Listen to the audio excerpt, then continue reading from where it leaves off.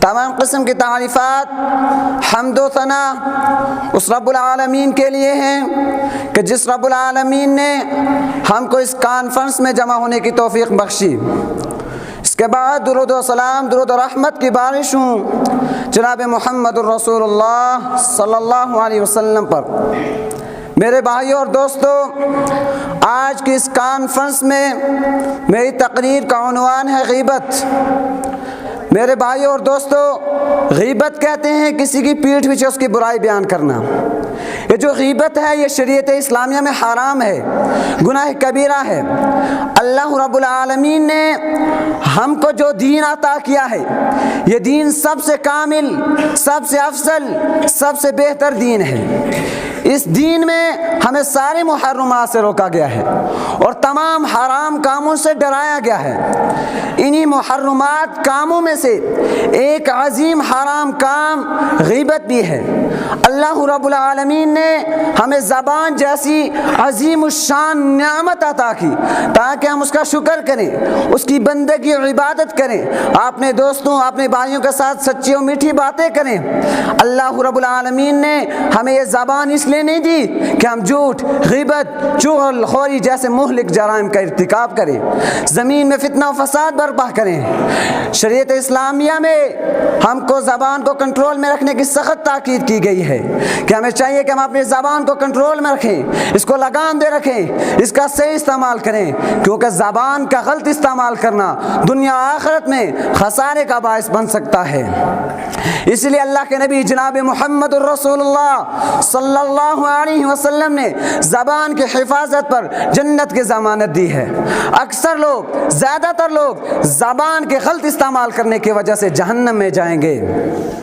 میرے بھائی اور دوستو، ایک بات یاد رکھنی چاہیے کہ انسان کو جتنا گہرا زخم زبان سے لگتا ہے اتنا گہرا زخم ہتھیار سے نہیں لگتا۔ جو ہتھیار زخم دیتا ہے وہ منزل ہو سکتا ہے، وہ برا جا سکتا ہے، لیکن جو زبان زخم دے وہ منزل ہونا، وہ برا جا سکنا ناممکن ہے۔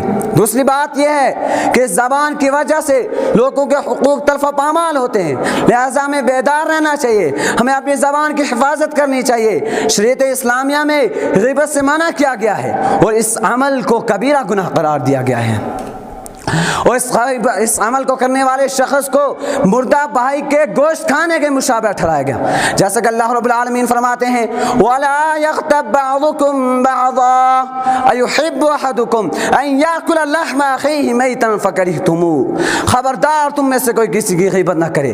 کیا تم پسند کرو گے کہ تم اپنے بھائی کا گوشت کھاؤ؟ مردے بھائی کا نہیں، تم تو اس سے کراہت محسوس کرتے ہو۔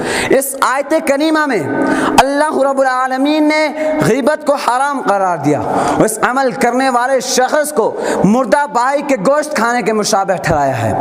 اللہ کے نبی جناب محمد الرسول اللہ صلی اللہ علیہ وسلم نے بھی احادیث مبارکہ میں غیبت سے سختی سے منع کیا ہے۔ اللہ کے نبی صلی اللہ علیہ وسلم نے صحابہ کرام رضوان اللہ علیہم اجمعین کی جماعت سے پوچھا کہ آپ جانتے ہو غیبت کیا چیز ہے؟ صحابہ کرام رضوان اللہ علیہم اجمعین نے کہا اللہ اور اس کے رسول زیادہ جانتے ہیں۔ پھر اللہ کے نبی صلی اللہ علیہ وسلم نے کہا کہ اپنے بھائی کا ایسا تذکرہ کرنا، ایسے نام سے پکارنا جسے وہ ناپسند کرتا ہو، اس سے کہتے ہیں غیبت۔ پھر ایک صحابی اٹھے اور کہا اللہ کے نبی صلی اللہ علیہ وسلم اگر وہ برائی میرے بھائی کے اندر موجود ہو، تو اللہ کے نبی صلی اللہ علیہ وسلم نے کہا اگر یہ برائی تیرے بھائی کے اندر موجود ہے پھر تو نے اس کی غیبت کی، اگر یہ برائی اس کے اندر موجود نہیں ہے پھر تو نے اس پر بہتان باندھا ہے۔ حدیثوں کے اندر غیبت سے سختی سے منع کیا ہے اور مسلمانوں کی عزت و آبرو کی حفاظت کا حکم دیا ہے کہ مسلمان بھائی کا برائی کے ساتھ ذکر نہ کرے، کیونکہ یہ عذاب قبر کا سبب ہے۔ جیسا کہ مشہور واقعہ حضرت عبداللہ بن عباس رضی اللہ تعالی عنہ حدیث کے راوی کرتے ہیں کہ بیان کہ جناب محمد الرسول اللہ صلی اللہ علیہ وسلم کا گزر دو قبروں کے پاس سے ہوا۔ اللہ کے نبی صلی اللہ علیہ وسلم نے فرمایا ان دو قبر والوں کو عذاب دیا جا رہا ہے۔ نبی کریم صلی اللہ علیہ وسلم نے کہا کسی بڑی اہم بات پر نہیں، کسی بڑے گناہ پر نہیں، ان میں سے ایک شخص پیشاب کی چھینٹوں سے احتیاط نہیں کیا کرتا تھا اور جو دوسرا شخص ہے نا یہ جھوٹ بولتا تھا، غیبت اور چغل خوری کیا کرتا تھا۔ آخر میں اللہ رب العالمین سے دعا ہے کہ اللہ تعالیٰ ہمیں غیبت سے بچائے، ہمیں نیک عمل کرنے کی توفیق بخشے۔